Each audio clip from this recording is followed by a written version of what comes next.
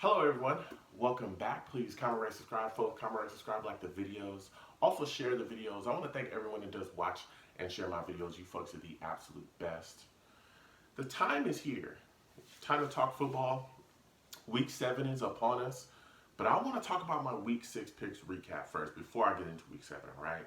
I want to cover, what happened in week 6, what happened with my picks. I'm not going to hide them from you folks. So let's go ahead and get into my week 6 picks recap, okay? Listen, first game I covered from week 6, 49ers at Rams. Took the Rams in this football game, and I got myself a loss. Oh my goodness. 49ers beat the Rams 20-7. Thought the Rams could get the job done, but they just couldn't do it. So shout out to the 49ers fans. You guys got yourselves a W. I took the Rams, and I got myself a loss. Next game I covered, Steelers at Chargers. Man, took the Chargers in this football game, and I got myself another loss. Steelers beat the Chargers 24-17.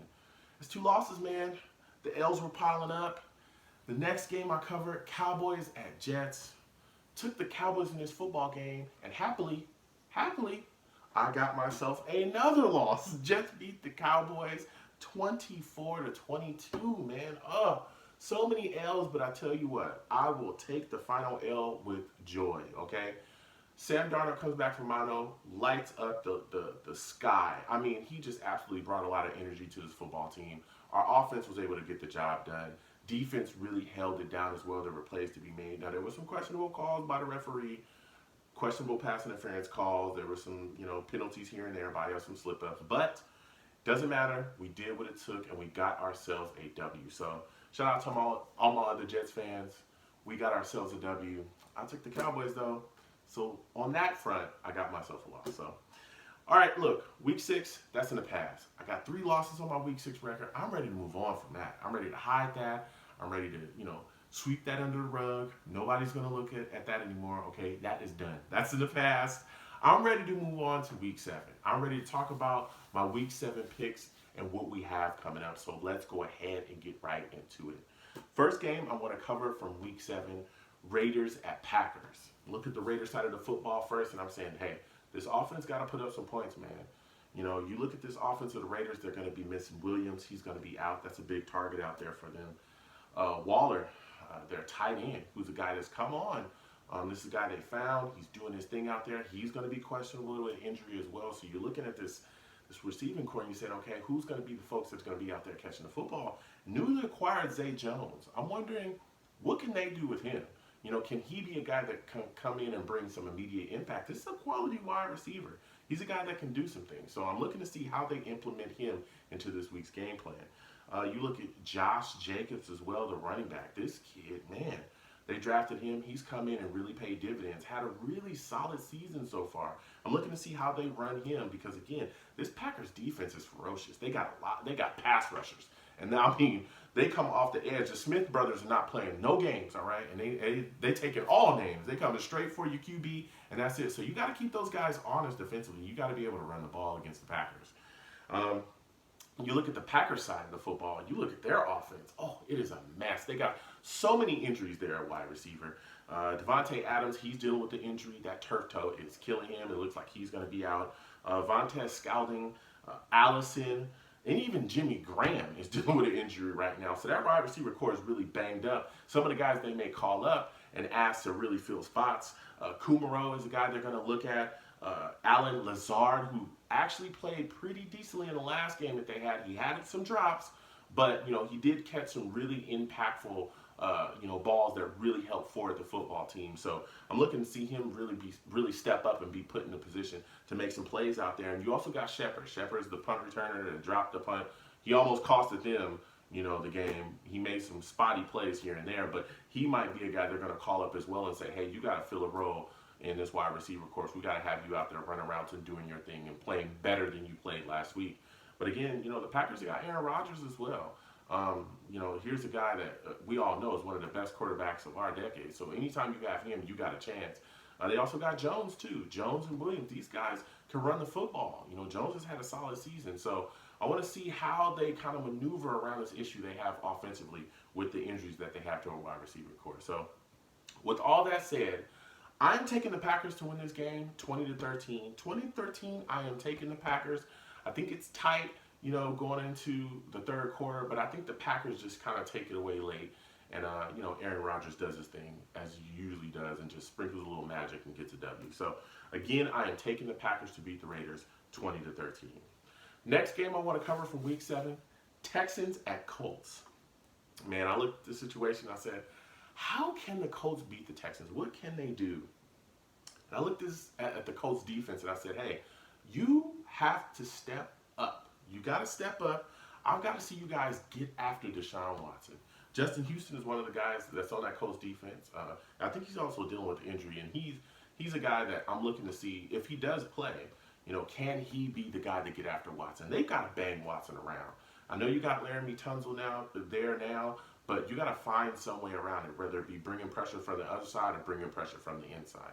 You've got to do something. You can't have Watson back there running around, first off, so you got to keep him in front of you, but you also have to make him uncomfortable in that pocket because the Texans have so many weapons there. We all know they got Hopkins, they got Duke Johnson, they got Hyde. These guys can catch the football. They got Kunti as well.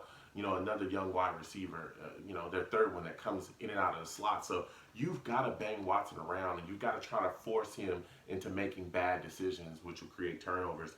You look at the Texans side of the football, and I'm saying to myself, look, this offense is set. These guys can score points, but there's one person on this offense that I want to call out, man, and it's Will Fuller. Will Fuller is a very talented wide receiver. I like him. He's a speedster. He's a guy that often gets that one-on-one matchup because Hopkins is on the other side. A lot of times they like to double him. So Will Fuller is often manned up. He's got to win those matchups, and when he does, damn it, he's got to catch the football. I watched this guy drop like 3 touchdowns last week. 3.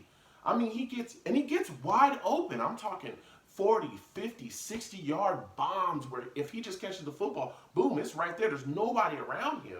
You've done the work to beat the corner, but you got to complete the play. So Will Fuller's a guy that I think can have a big-time impact in this game against the Colts. Again, I think he's going to get a lot of one-on-one matchups. He's got to catch the football, though, man. He's got to catch the football, and he's got to, make good on what Watson is doing by finding him. So with all that said, I am taking the Texans to win this football game 24-17. 24-17, I'm taking the Texans. I think Watson go out there and does his thing, and I think Duke Johnson is going to have a big day as well. So again, I am taking the Texans to beat the Colts 24-17. And last but not least, the best game of the week, the Jets game, baby. All right? Patriots at Jets. Woo! We coming off a W. And things are just just never a dull moment here, I'll tell you that. Look, our offensive line, it's just like, man, so many issues. You start with the issues with Kalichi Osemele. There's a lot of back and forth with him with the team right now. We all know he's had a shoulder injury. The team suspects that, he should just play with that shoulder injury, that he's fine. He wants to, have surgery and basically go on the IR for the season. The team is saying, hey, it's a pre-existing injury. You can play through it. It's not that big of a deal. And if you don't practice and play here, we're going to fine you. There's been things that have been leaked, allegedly, that's coming from KO's camp. And it's just like, they're saying he's went to 2 doctors, and both of the doctors have said, hey, you need to have surgery, period. So there's a lot of back and forth between that. So either way, he's not going to be playing. I think that's the biggest point. He's not going to be playing. So then you have Alex Lewis, who's been in his spot already, who's really outplayed KO anyway. He's dealing with an injury. So now we're probably going to be missing him for the week. So there's going to be a gigantic hole at left guard if he does not play. Then you look at left tackle with Beachum. He's dealing with the injury. It looks like he's not going to play. Then you got Khalil, our center, who's dealing with the injury as well, who has been very up and down this season, more down than up. He's dealing with injury, so he possibly might not play as well. So you're looking at this situation, and you go, oh my goodness. The entire left side of our line is going to be absolute mess. So I don't know, man. Comment down below about what we can actually do about that, because I'm thinking we move Chuma, Edoga to that left tackle spot. That could possibly solve that. just being a whole over there. You probably have to put Harrison at center if Khalil is not, going to be able to play, and you'd probably have to put Compton at the left guard spot. That's, and then you'd have to put Shell at right tackle. Oh my God. I mean, it's a complete mess. And especially going against the Patriots this week, this is a bad time for all this stuff to be happening. They come in with guys. That defense is really putting things together. They got Van Noy. They got Jamie Collins. They got Dante Hightower. They got Winovich. I mean, they got guys that can rush the passer. They've suspended Michael Bennett for the week, but whatever. It doesn't matter. They have other guys that can get the job done here as well. They also got Shelton, the nose tackle. That guy is ferocious. So you've got to figure out how to get those guys blocked up front, and there's going to be a lot of shuffling along the offensive line, and that worries me because Sam is back there. I'm trying not to get him killed this week. You know what I'm saying? So, I mean, who knows what we're going to do there. Defensively, I'm a bit worried as well. I'm worried how we're going to get pressure on Brady. The first time we played him, they had 3 offensive linemen out, and we still couldn't do anything.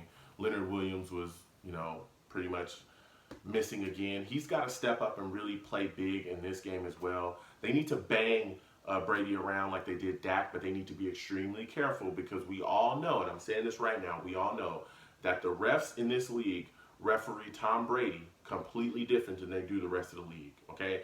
I've seen other quarterbacks take certain hits that Tom Brady just gets breathed on, and it's roughing the passer. I mean, they are flag happy when it comes to Brady, so we got to be very careful about how we hit him. And I know that's tough.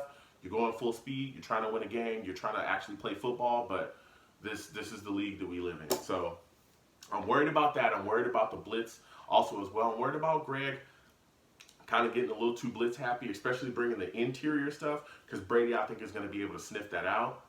So I'm hoping that Greg really has a very solid defensive game plan that really, disguises our coverages. Greg Williams has been a godsend. He's a phenomenal defensive coordinator. He's really had a solid year so far. So I just want to continue to see him do his thing.